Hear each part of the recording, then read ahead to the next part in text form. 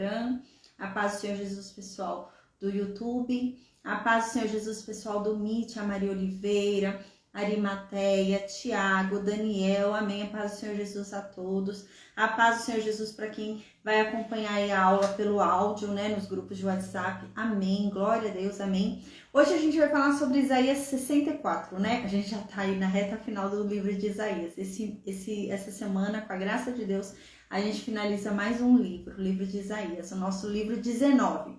O nosso 20º livro vai ser o livro de Jonas, que a gente vai finalizar. Terminando Isaías, a gente vai pro livro de Jonas. E glória a Deus, gente, estou muito feliz. 19 livros já lidos da Bíblia. A gente pode já dizer isso, que a gente já leu 19 livros da Bíblia. Estudamos 19 livros da Bíblia. Glória a Deus, amém.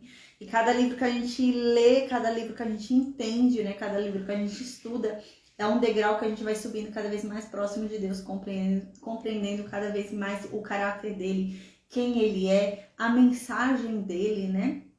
Porque como a gente vai imitar alguém que a gente não conhece, né? Porque a palavra de Deus diz que nós temos que ser como ele, né? Nós temos que ser Deus nessa terra. Como que eu vou ser Deus nessa terra, na vida dos outros, se eu não conheço Deus, né? E então Jesus Cristo resolveu esse problema pra gente. Porque como a gente vai conhecer alguém que a gente não pode ver, né? Porque essa é a questão, nosso Deus, ele não se mostra pra gente de uma forma, né, que a gente possa mostrar um formato, né? Não, ele é invisível. E como que a gente vai, né, ser igual a alguém que é invisível pra gente, né? Como que a gente vai descrever? A gente tem uma dificuldade, é mais fácil pra gente reproduzir o que a gente vê, né? Do que a gente reproduzir o que a gente não vê. Então, pra gente reproduzir, é mais fácil a gente reproduzir aquilo que a gente tá vendo, uma pessoa que a gente vê, né? Uma atitude que a gente vê. Às vezes até inconscientemente, involuntariamente, né? Igual um filho que repete uma ação do pai. Você ficou observando um filhinho de 2 anos repetindo o pai, né? Ali a atitude, a ação do pai. Porque é mais fácil a gente imitar o que a gente vê do que o que a gente não vê. Então, Jesus resolveu esse problema. Então, Jesus veio, né? À Terra, e ele foi Cristo, foi Deus nessa terra, né? Então, ele começou a mostrar o que é ser Deus nessa terra. Foi o que ele fez, é agir como ele agiu, né? Agir como ele agiu é ser Deus andando nessa terra, é ser Cristo andando nessa terra. Então, é muito fácil da gente imitar, né? Agora, Deus, porque a gente tem Jesus. Então, basta a gente saber como que Jesus agiu. Então, a gente consegue agir igual Deus. E Paulo também, né? Paulo, em um determinado momento, Paulo diz, e é assim que a gente tem que ser. Esse é o objetivo do Evangelho. Tem um momento que Paulo diz, né? O pessoal que está seguindo Paulo não conhece Jesus, não conheceu Jesus, né? Porque Jesus já, né, já havia morrido, ressuscitado, né? E Paulo, a gente lembra, não foi um seguidor de Jesus durante a vida de Jesus na Terra, né? Então o povo vai ficar meio confuso, fala, mas como que eu vou seguir um Jesus que eu não conheço? Eu não conheci Jesus. Eu sei quem é Jesus pelas coisas que eu leio, tá? Mas é difícil seguir alguém que eu só leio, né? Como que eu vou imitar alguém que eu só tô lendo? Então Paulo diz, me imite, você me conhece, você tá me vendo. Então me imita porque eu imito ele. Então se você me imitar, você estará imitando ele. E é esse o intuito, né? Que a gente seja assim como Paulo, imitadores de Jesus. Então a pessoa vai falar pra mim, caramba, mas eu vou imitar Jesus lendo como ele era na Bíblia? Não, você tá com dificuldade em ler a Bíblia e entender como Jesus era? Olha pra mim e me imite, porque eu imito Jesus, né? Esse é o nível que a gente tem que chegar, né? E tá difícil, né?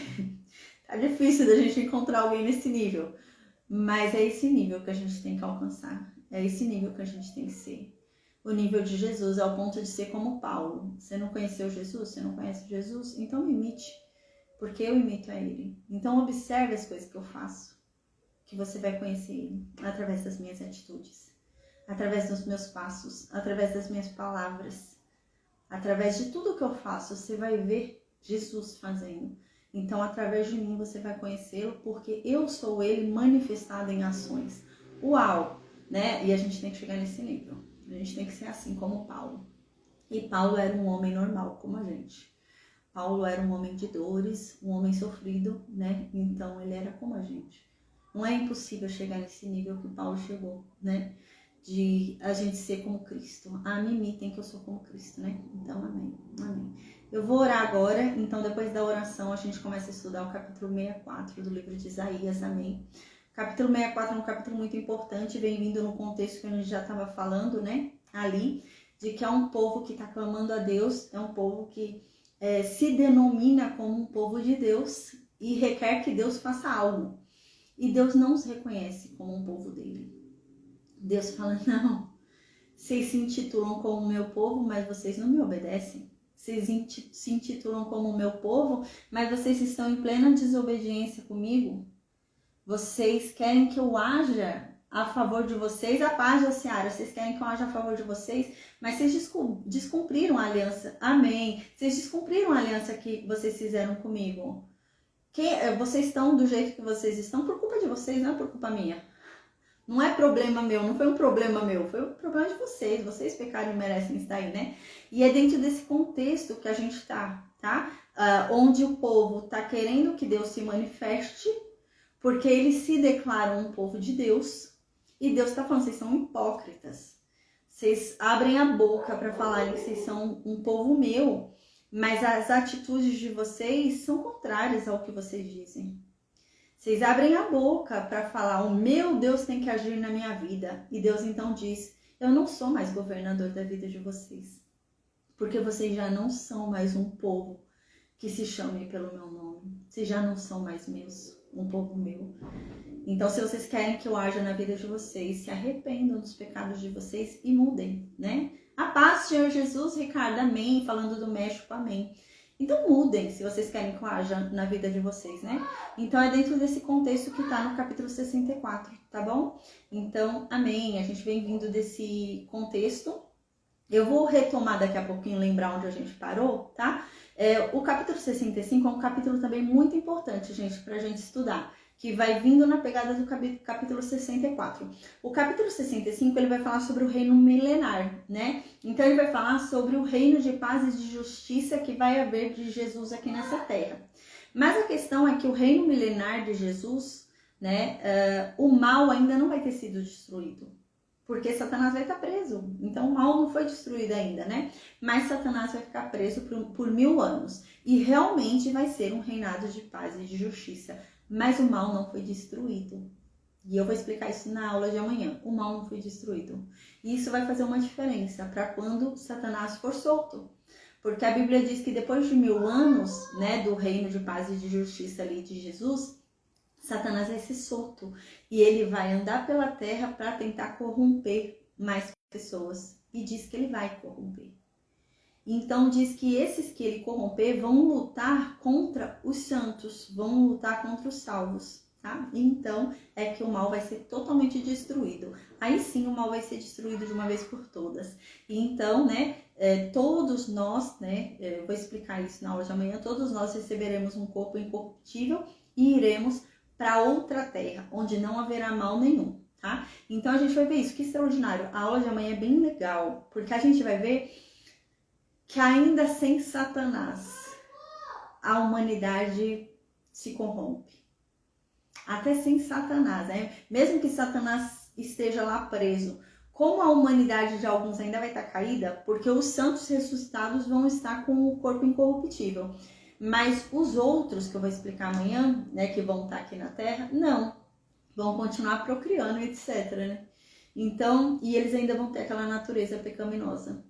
E apesar de Satanás não estar rodando a terra, incentivando as pessoas a praticarem o mal, elas no coração delas vão continuar desejando, né? Mas a diferença é que vai haver um reino de paz e de justiça. Então, se algum mal for feito, vai para julgamento através do reino de paz e de justiça de Jesus. Então, Jesus vai julgar essa pessoa com justiça, né? Então, essa é a diferença. Então, muitos provavelmente não vão praticar o mal com receio, né? Porque vão ser julgados através da justiça de Jesus. E a gente vai falar sobre isso amanhã. Então, amanhã é bem interessante a aula, porque a gente vai entender um pouquinho mais sobre esse reino milenário aí que vai ter, tá? Porque ele passa uma transição aí, né?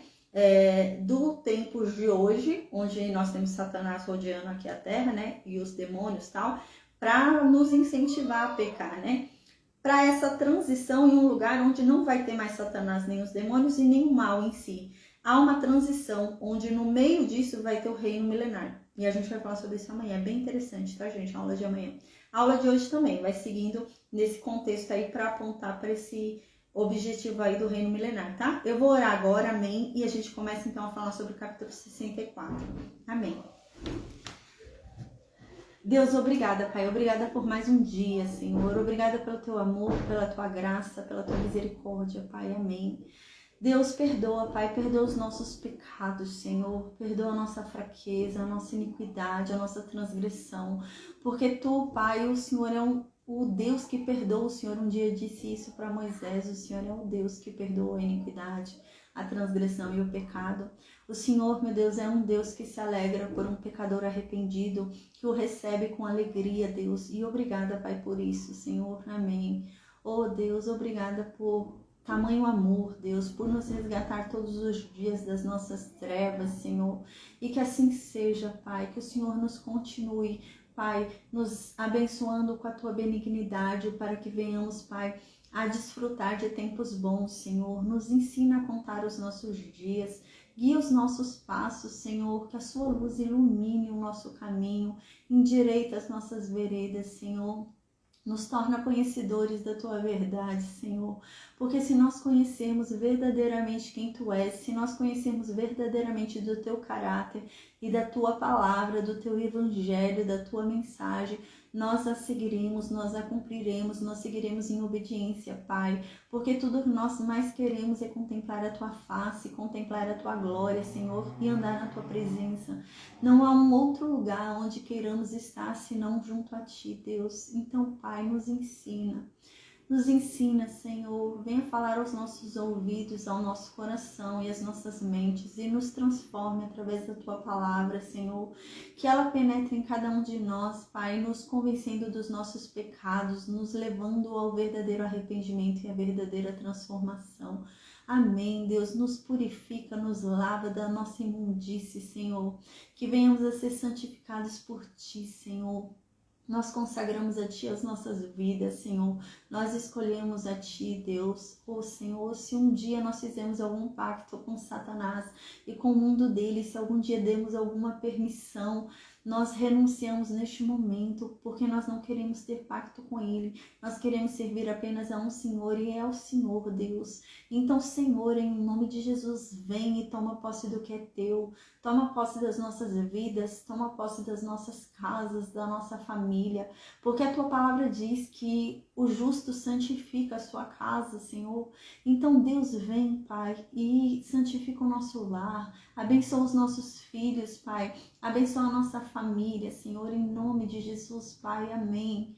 Ó Senhor, que o Senhor venha também, Pai, com a Tua graça e a Tua misericórdia, conceder os desejos do nosso coração, porque a Tua palavra diz que o Senhor é um Pai, não somente um Deus, mas a Tua palavra diz que o Senhor é um Pai bondoso, que o Senhor é um Pai que não brinca com as nossas orações, não brinca com os nossos pedidos.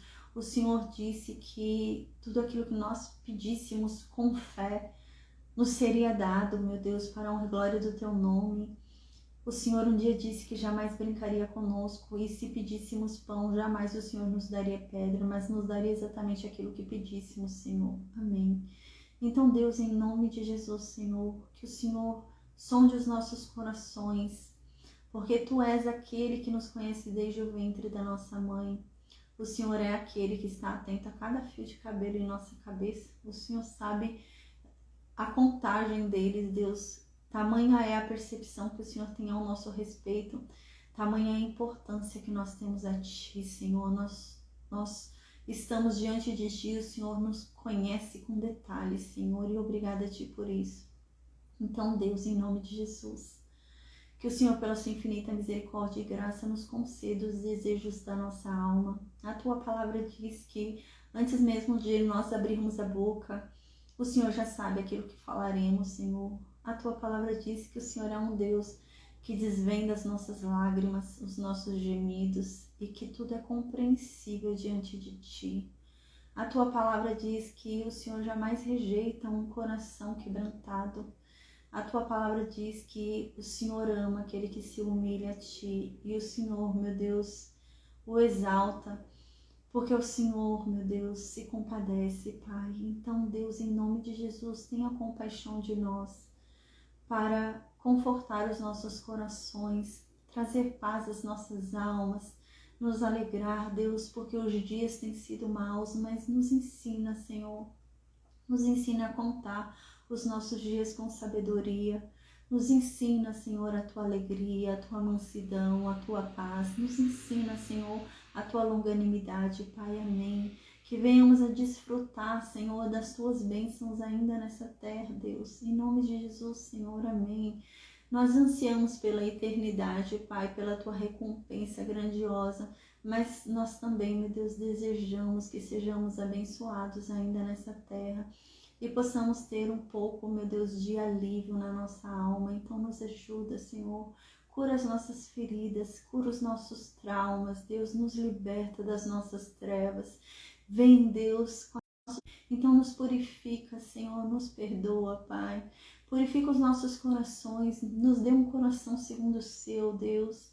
Nos ensina a amar como o Senhor ama, nos ensina a perdoar como o Senhor perdoa.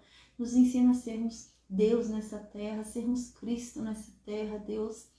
Nos ensina a sermos a Bíblia viva que as pessoas lerão, Pai. Amém. Deus, nos dê sabedoria, Pai, porque a tua palavra diz que todo aquele que clamar a ti, pedindo sabedoria, o Senhor a dará. Então, Deus, em nome de Jesus, nós invocamos essa palavra para que ela se cumpra sobre cada um de nós, Senhor, para que o Senhor nos conceda da tua sabedoria, Senhor. Nos dê sabedoria para compreender a tua palavra, Deus. Nos dê sabedoria para compreender a tua voz, discernir sobre ela. Nos dê sabedoria, Pai, para praticar a tua palavra. Nos dê sabedoria, Senhor, em nome de Jesus, para ensinar tudo aquilo que estamos aprendendo, Senhor. Amém. Que o Senhor nos use de forma poderosa, Senhor, para o teu reino, Pai. Amém. Que o Senhor derrame sobre todos nós ousadia, Pai, para nos usar, Pai, em teu reino, para o teu reino, Senhor, em nome de Jesus. Amém. Senhor, nós consagramos a Ti tudo o que temos, tudo o que somos, e que a Sua vontade seja feita em nossas vidas, Senhor, e não a nossa. Porque nós temos prazer em Ti, nós temos prazer na Tua vontade, e nós cremos na palavra que diz que a Tua vontade é boa, perfeita e agradável. Então, Senhor, que a Tua vontade seja feita em nossas vidas e nessa terra, como já é cumprida no céu, Senhor. Amém. Oh Deus, que os Seus planos se cumpram sobre cada um de nós, porque os Seus pensamentos ao nosso respeito são maiores do que os nossos. Os Seus planos para nós são maiores do que os planos que nós possamos fazer para nós mesmos.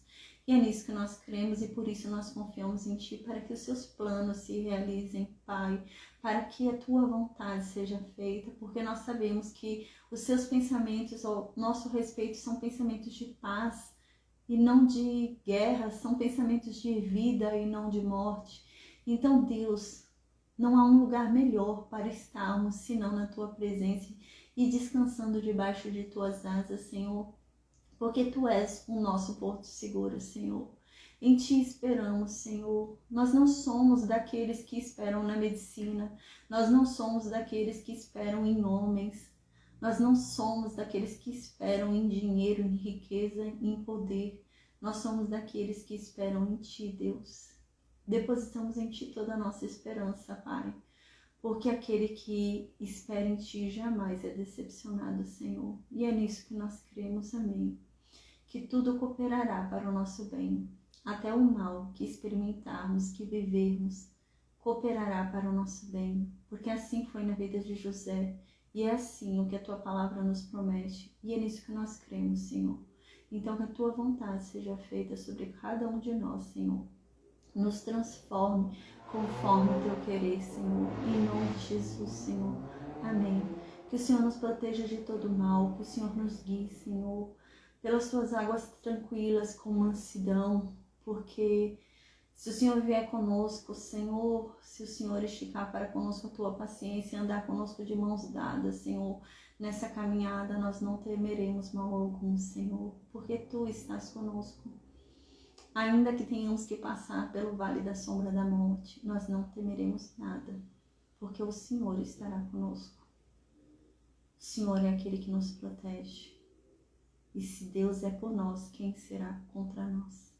Glória a Ti por isso, Pai. Amém. Deus, perdoa todas as vezes que nós o decepcionamos, Senhor. Perdoa todas as vezes que nós nos esforçamos mais para o mundo do que para Ti. Porque a Tua palavra diz que a mesma disposição que nós tínhamos para o mundo, nós devemos ter para Ti. Nos perdoa, Pai. Nós não sabíamos o que fazíamos, Senhor. Perdoa todas as vezes que nós nos enfadamos de ouvir a Tua voz e a Tua palavra. Perdoa-nos todas as vezes, Senhor, que a pregação da Tua palavra parecia enfadonha, Senhor. Nos alegrávamos, meu Deus, com a música, com a dança, com o teatro, mas ao ouvir a Tua voz e a Tua palavra, nós nos cansávamos, olhávamos o relógio e queríamos que passasse rápido. Nos perdoa, Deus. Ai, que venhamos a ser assim como Davi. Esse homem saboreava a Tua palavra tendo apenas 5 livros na mão. Esse homem, ele lia cada versículo e saboreava eles, dizendo que essa palavra era um tesouro para ele, que dava muito mais inteligência a ele do que qualquer outro livro. Que essa palavra o tornava mais forte do que qualquer inimigo. Que essa palavra o sustentava mais do que qualquer outra coisa. Que essa palavra o alegrava nos momentos de tristeza. Que essa palavra era viva e transformava Davi de uma forma em que ele se sentisse vivo. Deus, que venhamos a ser como Davi, Pai. Hoje nós temos tantos livros para ler da Bíblia. Que venhamos a ser como esse homem, com 5 livros. A fome que esse homem tinha quando ele escreveu o Salmo 119, Deus, que isso venha nos ensinar, Pai, para que venhamos a ter prazer na leitura da Tua palavra, no estudo da Tua palavra, Senhor. Que venhamos a ser como Moisés. Moisés era incansável. Quanto mais ele te conhecia, mais ele queria te conhecer. A sede desse homem nunca acabava, a fome dele nunca acabava. Esse homem falava contigo através do véu. Ele falava contigo ali, frente a frente, como 2 amigos. Mas ele ainda queria mais, desejava mais. Em determinado momento esse homem falou: Senhor, me deixa contemplar a Tua face. Moisés era insaciável. Que venhamos a ser como esse homem, insaciáveis. Que venhamos, meu Deus, a querer aprender cada vez mais sobre Ti, a Te buscar cada vez mais, Senhor. Ah, Deus, tira de nós toda a preguiça, Senhor, porque isso não vem de Ti. Perdoa pelas vezes que nós o envergonhamos, Pai, por causa da nossa preguiça, por causa da nossa falta de sabedoria. Pai, nos perdoa. Que venhamos a ser como aquele povo que ouvia os apóstolos pregarem. A Tua palavra diz que aquele povo sentava e ouvia Paulo pregar por mais de 6 horas e aquele povo não queria ir embora nem para comer. Eles tinham que levar comida para aquele povo continuar ouvindo e comendo, para que eles não parassem nem mesmo para comer. Oh Deus, que venhamos a ser assim. Que não venhamos a pôr um limite no que Tu fala. Que não venhamos a pôr um limite para o Teu Espírito Santo falar conosco e agir, Deus. Nos ensina, Senhor. Que venhamos a sair da nossa vaidade, porque a vaidade não vem de Ti. O pai da vaidade é Satanás. Que venhamos a compreender que a Tua palavra é confronto. A Tua palavra não é aquilo que nos agrada, mas é aquilo que o Senhor quer de nós. Se o Senhor nos amasse como nós somos, não mandaria o Seu Filho para que nascêssemos de novo uma nova criatura, Deus. Que venhamos a compreender isso, que precisamos mudar, precisamos diminuir para que o Senhor cresça. Precisamos renunciar, Senhor, oh Deus. Que todos nós tenhamos essa compreensão, Pai, verdadeira do Teu Evangelho, Pai. Porque se todos soubessem realmente qual é o preço de Te seguir, muitos desistiriam ou se envergonhariam. Então, Deus, que o Senhor, Pai, toque o coração de cada pessoa, para que ela venha verdadeiramente andar segundo a Tua palavra. Que ela não venha te envergonhar. nem no público e nem no privado, porque o Senhor é o Deus que tudo vê. Que venhamos a lembrar disso quando estivermos sozinhos, porque nós devemos honrar a Deus a cada momento, a cada instante. A palavra de Deus diz que o pensar já é pecado. Oh Deus, e o que somos nós se não apenas pó? Nós somos miseráveis, Deus, e reconhecemos a nossa miserabilidade, porque nós pecamos, Deus, ainda que involuntariamente. Nos perdoa, Deus, e nos purifica, Senhor. Nos ensina, Pai. Nos ensina quem Tu és. Nos forja, Pai, nos lapida. Amém, Deus. Nós ainda estamos muito longe, muito distante do que o Senhor nos chamou para ser. E pedimos perdão por isso, Deus. Nos ajuda a chegarmos aonde o Senhor quer que cheguemos. Nos ajude a ser o que o Senhor nos chamou para ser, Deus. Amém.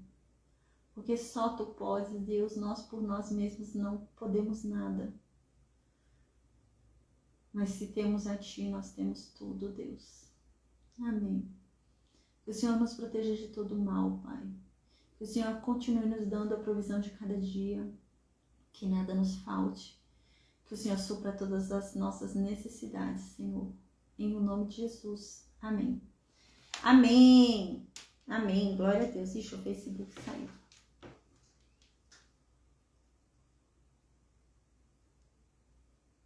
Deixa eu tentar de novo.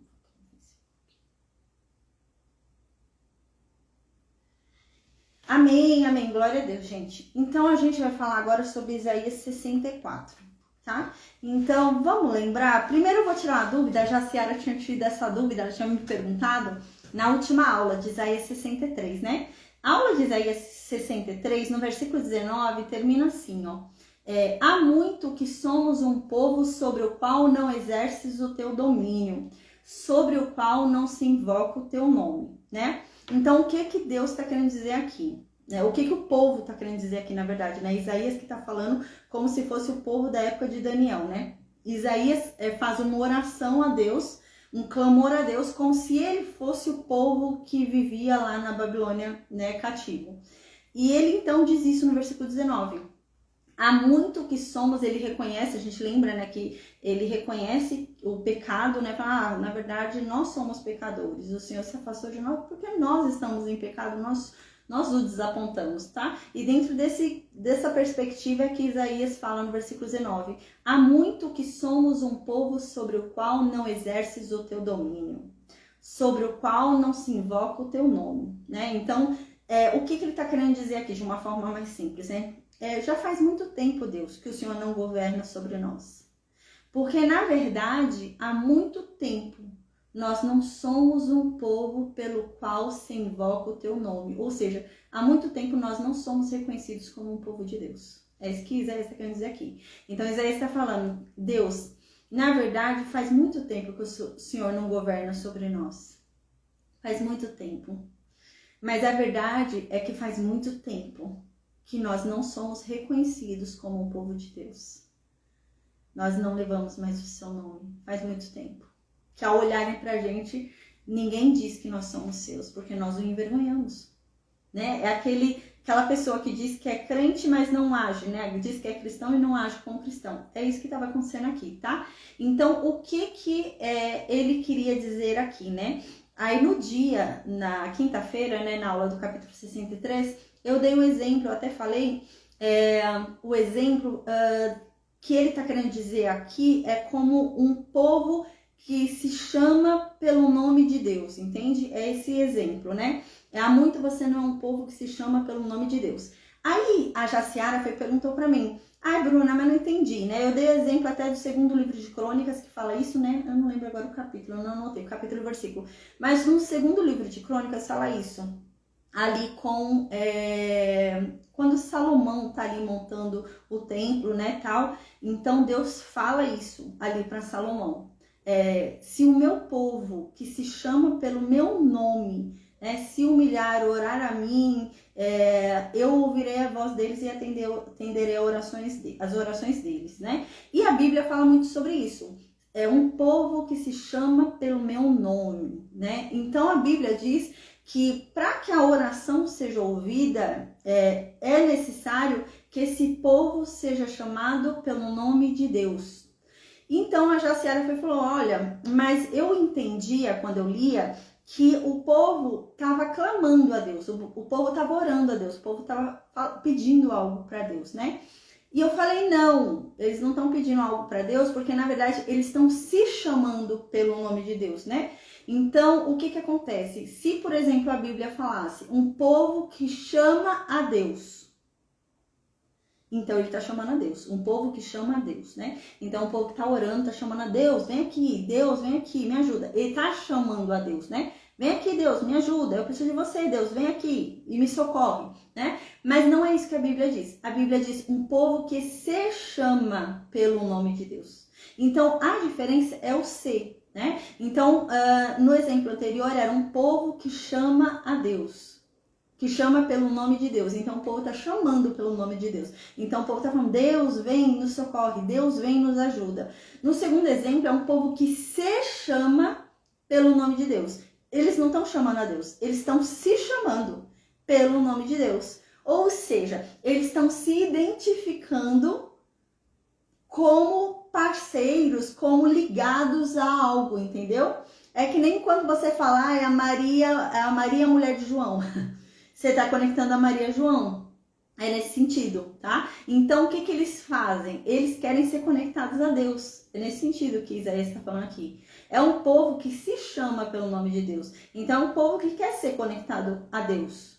Só que não basta você se chamar pelo nome de Deus. Não basta você dizer que você é de Deus. Você realmente tem que ser de Deus. E como é você ser de Deus? É você ter o caráter de Deus. É você agir como Deus para você. Se você quer ser chamado pelo nome de Deus, você tem que representar a Deus.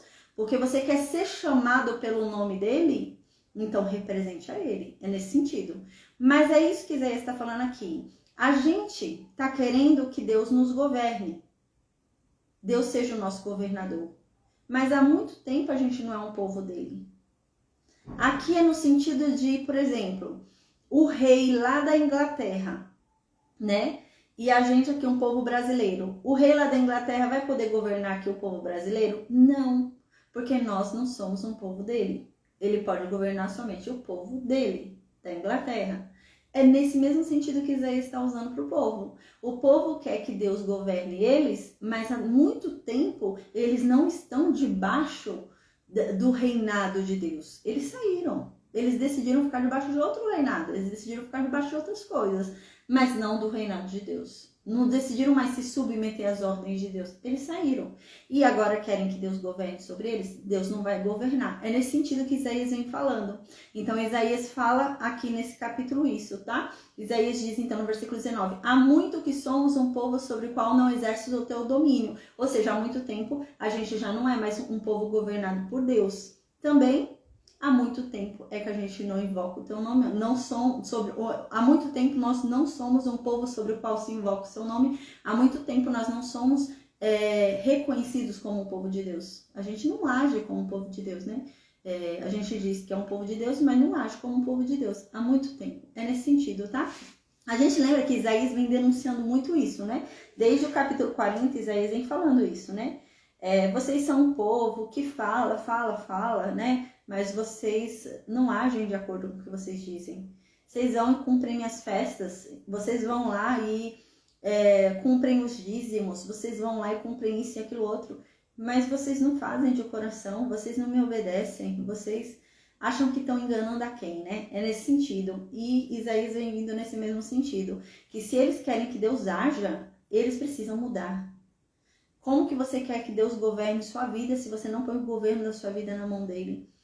E para você ficar debaixo da autoridade de um governador, você tem que respeitar as leis deles, né? As leis dele.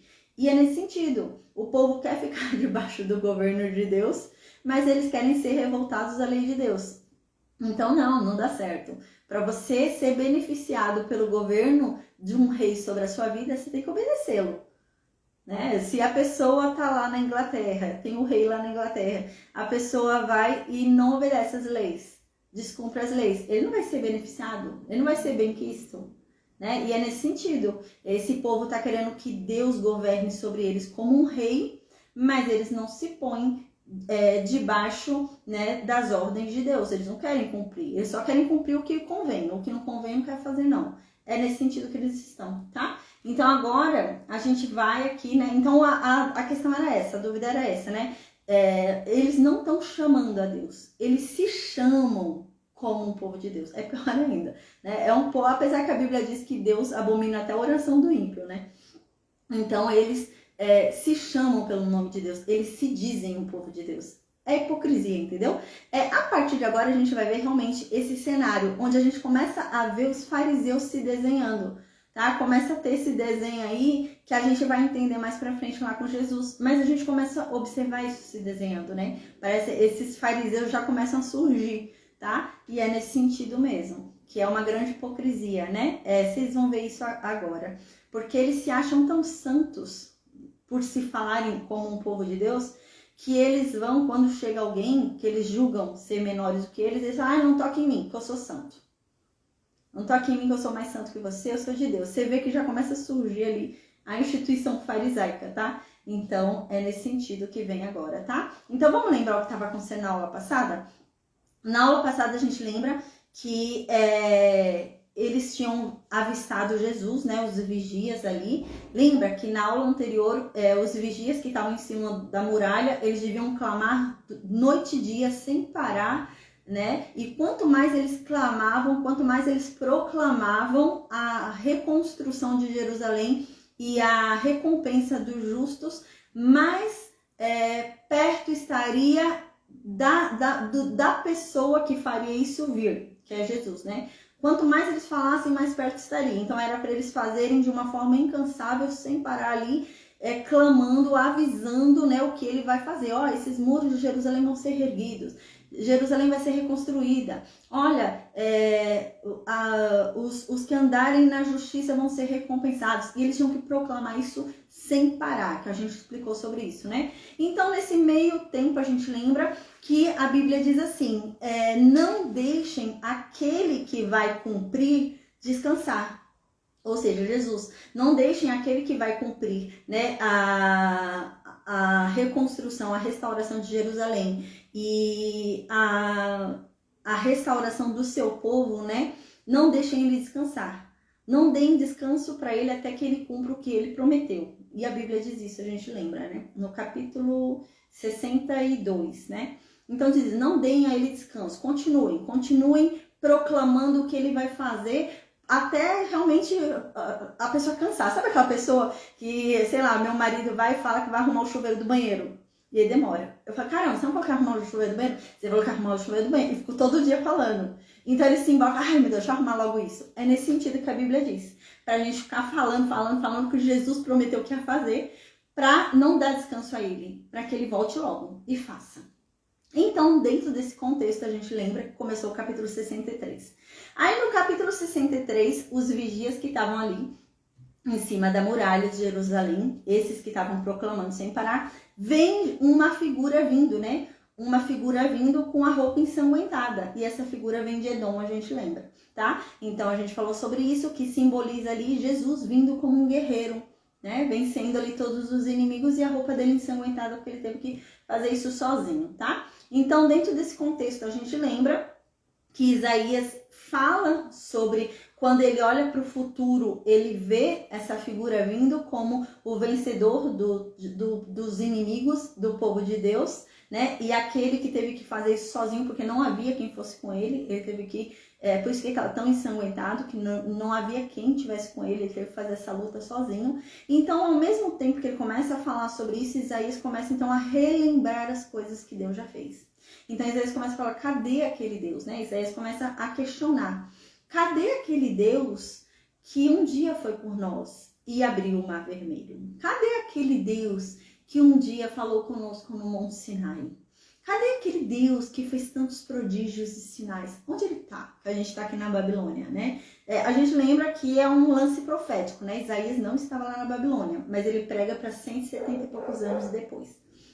Então, é nesse sentido, né? Cadê Deus? Onde está Deus, né? Então, no finalzinho, Isaías começa a entender, Isaías confessa, né? É como se Isaías orasse sendo alguém da época de Daniel, né? É uma oração como se fosse ele estivesse vivendo na época de Daniel, né? Então, no finalzinho ele reconhece, fala, Deus não está agindo porque a gente é desobediente. Não é que Deus perdeu o poder, não é que o braço de Deus se encurtou, não. Deus não está agindo, Deus não é por nós, porque nós não somos dele mais. A gente se afastou dele. Então, Isaías finaliza assim o capítulo anterior, tá? Então, agora, Isaías continua a oração dele. Lembra? Porque ele está vindo, Deus não faz nada por nós, porque nós pecamos. A culpa é nossa. E ele vem agora nesse mesmo sentido, tá? Nessa oração, querendo que Deus faça algo por eles na Babilônia, mas ao mesmo tempo reconhecendo que eles pecaram muito e que eles continuam em pecado e precisam se consertar. Então, no versículo 1, Isaías diz, se tu rasgasse os céus e descesses, e os montes se abalassem diante de ti, como fogo inflama o combustível e faz ferver as águas para fazer conhecido o teu nome aos teus adversários. Diante de ti as nações tremem. Então aqui Deus fala, se o Senhor decidisse descer de novo. Se o Senhor decidisse rasgar os céus aqui e descer. Vir para essa terra e fazer justiça. As montanhas tremeriam.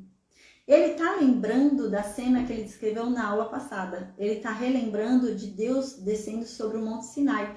Lembra quando Moisés, a primeira vez, né, que ele foi ali no Monte Sinai, lembra que Moisés ficava entre o povo e Deus. O povo estava aqui, Moisés aqui, e Deus falando aqui do monte, né? E havia aqui uma cerca, uma coisa para ninguém ultrapassar. Quem ultrapassasse ia morrer. Então estava Moisés no meio intercedendo. E Moisés falava com Deus e Deus respondia a Moisés. E ficava ali eles conversando e o povo todo ouvindo Deus falar. Lembra disso? E enquanto Deus falava, a gente tremia. E esse povo morrendo de medo, porque não podia ultrapassar aquela faixa, porque se você ultrapassasse ia morrer. E a terra tremia, parecia um grande terremoto. E eles assim tremendo e ouvindo a voz de Deus, né? A terra tremendo. E é dentro desse cenário que Isaías está descrevendo aqui. Que nessa cena, se Deus decidisse descer de novo por nós. Até as montanhas se abalariam por causa dele. Como um fogo que inflama o combustível e faz ferver as águas para fazer conhecido o teu nome aos teus adversários. Deus ia borbulhar a terra como uma água fervente. Sabe quando você põe água no fogo para ferver? Não começa a borbulhar assim a água, né? É isso que Isaías está falando. Se Deus decidisse descer, como ele desceu aquela vez, a terra ia borbulhar e todos iam reconhecer que ele é Deus, que não há outro como ele. Isaías está aqui pedindo para que Deus se mostre para os outros, né? Que prove que ele é Deus. Porque o povo, a gente já falou sobre isso, há muito esse problema de entender que esse Deus é poderoso. Porque o povo olhava e falava assim, como esse Deus é poderoso se esse povo vai tantas vezes escravo? Esse povo foi para o Egito, esse povo foi agora para a Babilônia, esse povo sofre mais que tudo, é levado prisioneiro. Que Deus é esse? Esse Deus deles não é todo poderoso, é fraco. E é essa a questão. Por isso que quando Deus fala, as nações ainda se converterão a mim. Os povos ainda pregarão em meu nome, ainda clamarão a mim, ainda me buscarão. Quando Deus fala isso, é algo impossível na visão deles, porque diante da realidade de tanto sofrimento e aflição que aquele povo estava sofrendo, o povo subestimava, as nações subestimavam o Deus deles. E é dentro desse sentido aqui que Isaías fala. As nações têm subestimado o Senhor Deus. Mas, se o Senhor decidisse descer de novo. Se o Senhor rasgasse os céus e viesse, mais uma vez.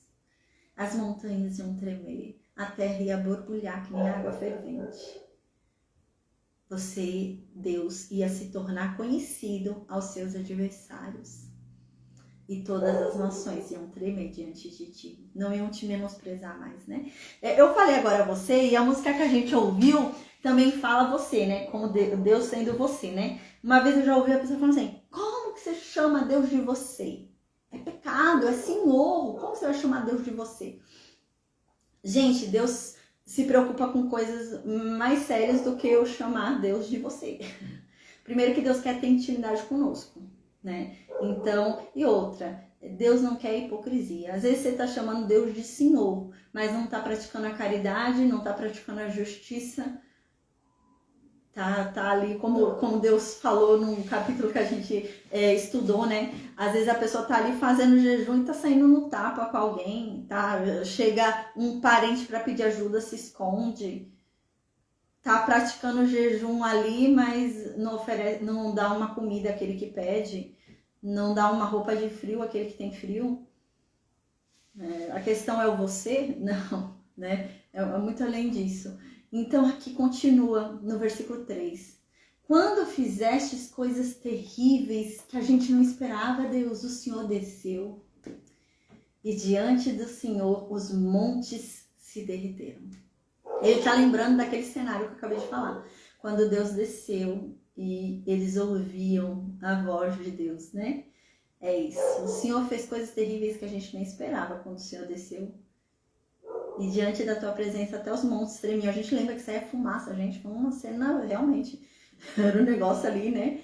Saía até fumaça, tudo. E Moisés fala, gente, não tenham medo, calma. E saiu fumaça ali da montanha, né? Era esse nível.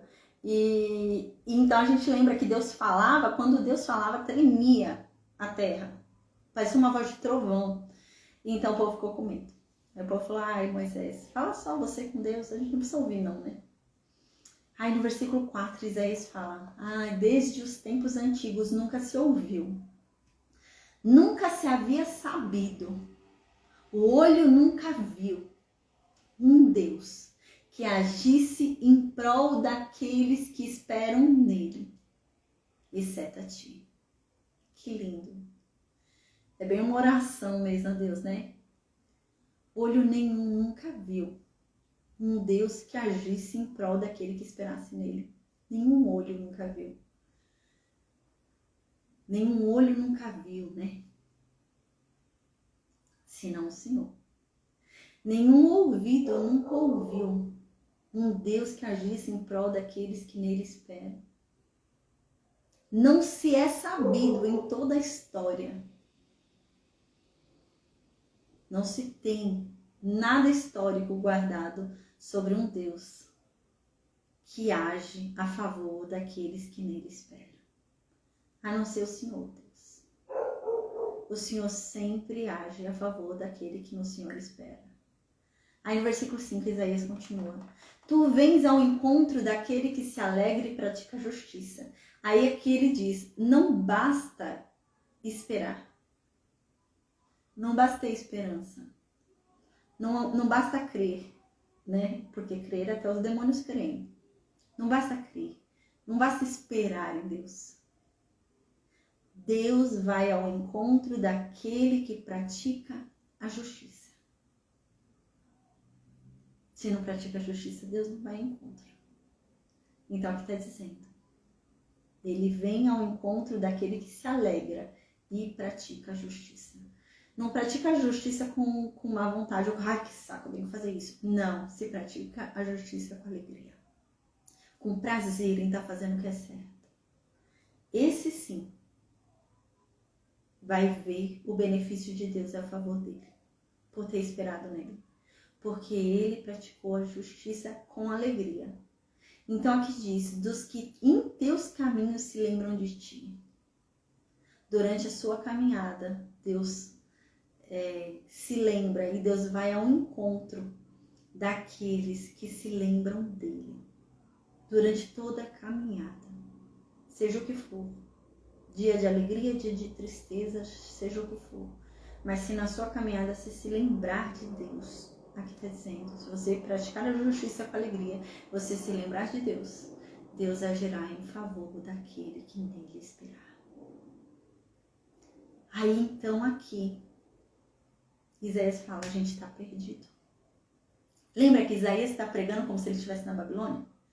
Isaías está pregando como se ele fosse um do povo lá, da época de Daniel. E qual é a questão?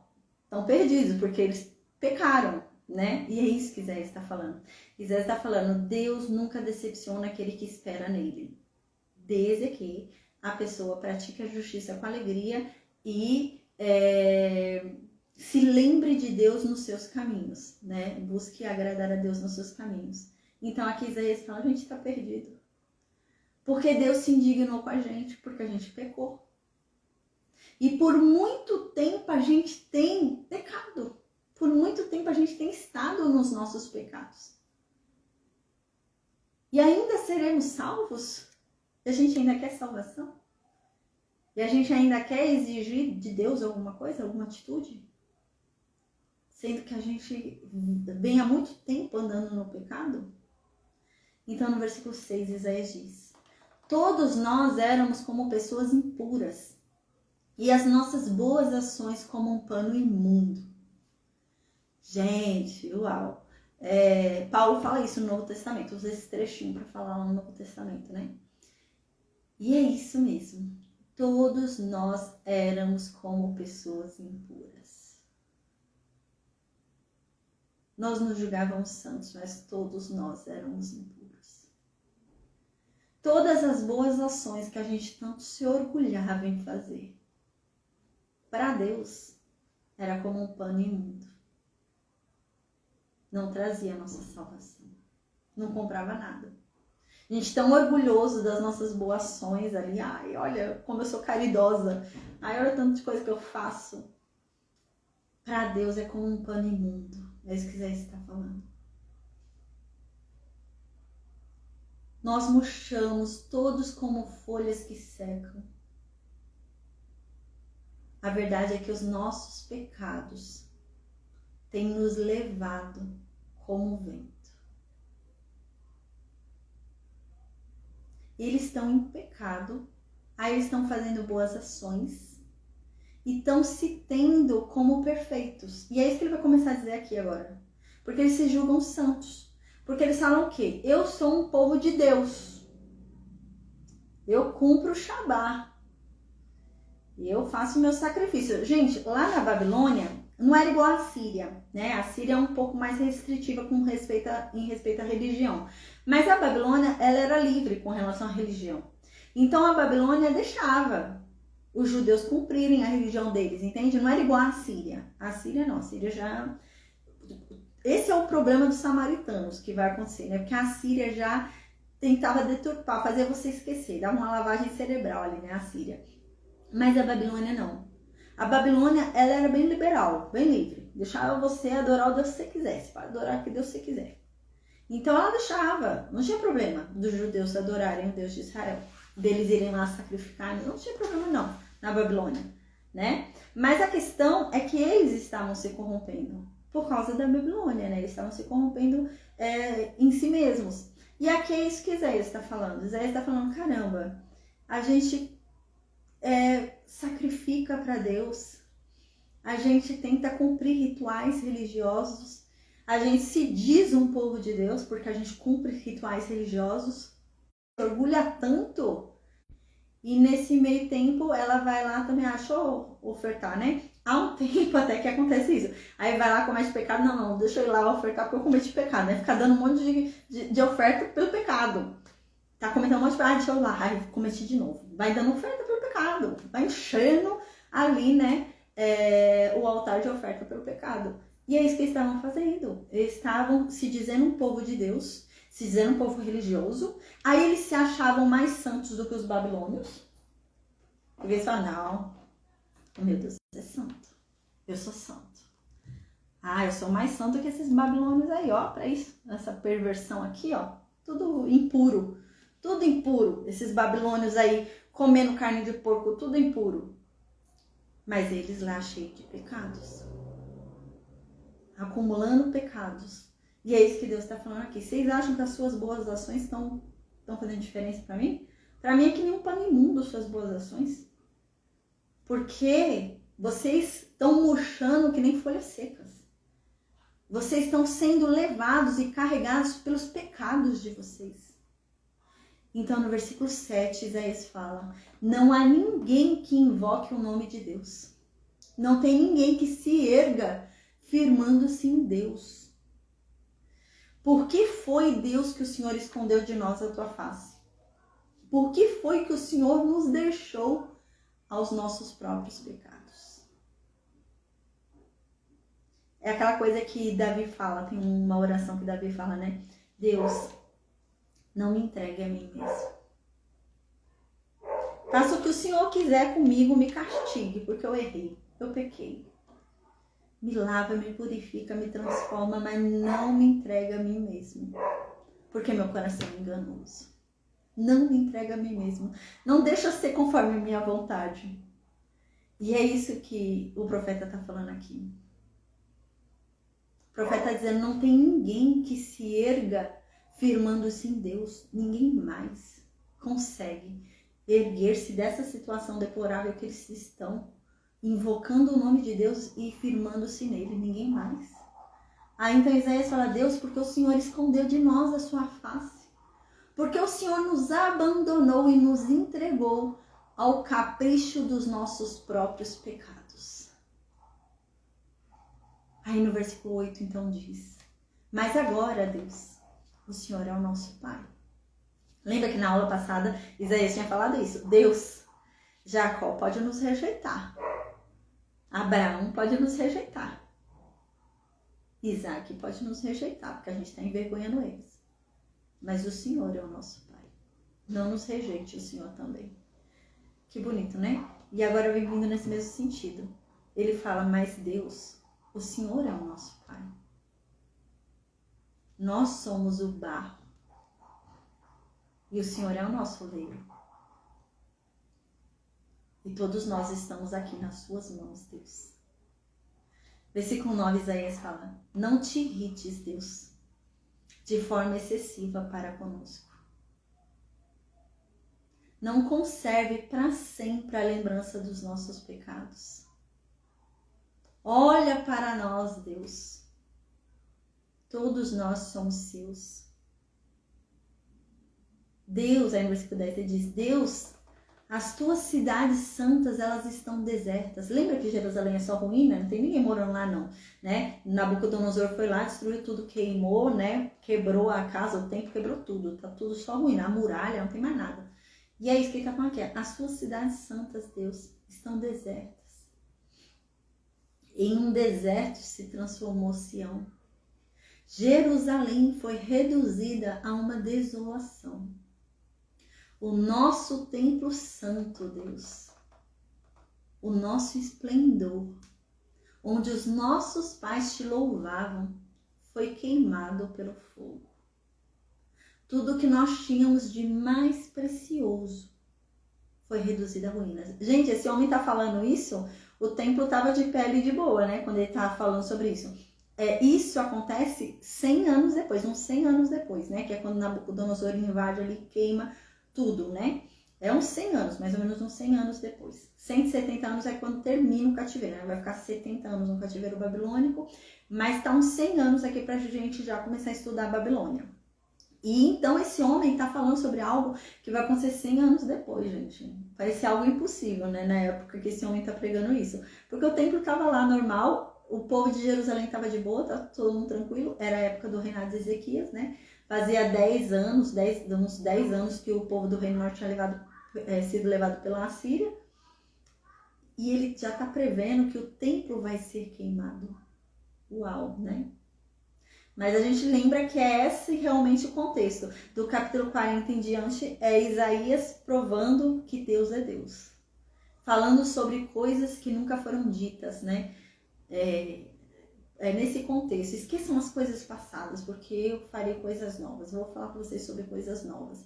É nesse sentido, para provar que Deus é Deus. Porque o povo está se corrompendo, então o povo precisa lembrar quem é Deus. Porque há uma promessa sobre esse povo e Deus precisa cumprir essa promessa sobre esse povo, né? E tudo parece muito difícil quando você olha assim. E esse é o contexto, né? O povo parece todo muito perdido. Então, de uma raça tão perdida, de um povo tão perdido, como é que Deus vai cumprir a promessa dele de enviar um Messias Salvador do mundo se o povo se corrompeu dessa forma, né? E é nesse sentido que Deus sempre vem falando, ainda há um remanescente, eu ainda vou deixar um pessoal fiel a mim. E assim se cumprirá a minha promessa. Mas parece algo impossível, né? É dentro desse contexto que Deus sempre vem falando, há um remanescente, ainda há um remanescente. E Deus vem vindo desse sentido, né? De que daquela raiz morta, Deus ainda vai reerguer Israel. Porque parecia que a raiz tinha sido morta mesmo, né? Parece que ninguém mais ali podia ser usado. Quem vai ser usado por Deus aqui para o Messias vir dessa pessoa? Ninguém. Tá todo mundo consumido no pecado. Tá todo mundo, né? A raiz já tá morta. Mas essa promessa de Deus, não, da raiz morta ainda vai ressurgir. Deus ainda vai fazer nascer uma folhinha. E então vai brotar. E então ele vai fortalecer e a raiz vai ser forte. Dessa raiz ainda quase morta, né? E é nesse sentido que vem vindo aqui. Parece algo impossível se cumprir a promessa do Messias, né? Aí então no versículo 12, para finalizar a aula de hoje, amém, diz assim: porventura, podes manter-te insensível diante de tudo isto? Ficarás em silêncio e nos afligirás até o extremo, Deus. E no capítulo 56, Deus responde. Aí a gente vai ver. Mas aqui termina a oração de Isaías, né? Isaías falando, Deus, o Senhor vai ficar quieto? O teu templo foi queimado. A tua cidade santa é ruína. O teu povo está sendo envergonhado. Sim, nós pecamos. Nós reconhecemos que nós pecamos e por isso Abraão, Jacó e Isaac já nos rejeita. Mas tu, Deus, é o nosso Pai, não nos rejeite o Senhor também.